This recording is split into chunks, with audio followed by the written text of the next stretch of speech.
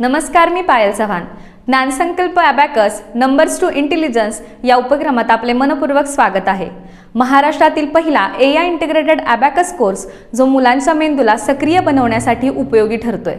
ॲबॅकसच्या पहिल्याच लेवलपासून मुलांमध्ये कशा प्रकारे बदल घडून येतात याबद्दल आता आपण जाणून घेणार आहोत. ॲबॅकस हे एक टूल आहे जे गणितातील बेसिक आकडेमोड म्हणजेच बेरीज, वजाबाकी, गुणाकार, भागाकार यांसारख्या प्रक्रिया करण्यासाठी वापरले जाते.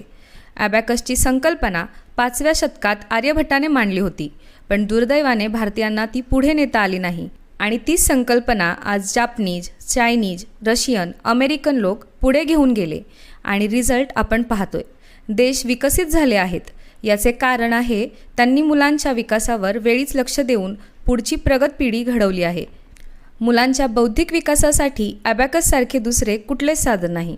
याची जाणीव आपल्याला मुलांना ॲबॅकसचे धडे दिल्यानंतर हळूहळू होऊ लागते.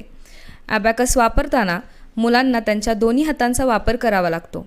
दैनंदिन जीवनात माणूस उजव्या हाताचा वापर तुलनेने जास्त करतो, ज्याचा परिणाम असा होतो की उजव्या मेंदूपेक्षा डावा मेंदू अधिक सक्रिय बनलेला असतो.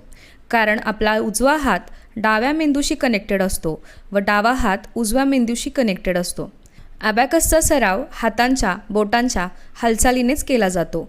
ॲबॅकस वापरताना हाताच्या 10ही बोटांचा वापर करावा लागतो. सोबतच मुलांना काही फिंगर ॲक्टिव्हिटीज शिकवल्या जातात, ज्याच्या सरावातून मुले दोन्ही हातांनी लिहू शकतात, दोन्ही हातांचा वापर करून कामे करू शकतात. या सरावांतून हळूहळू मुलांचे दोन्ही मेंदू सक्रिय होऊ लागतात. दोन्ही हात, डोळे, कान, मेंदू यांचा समन्वय राखून मुलांना ॲबॅकसचा सराव करायचा असतो.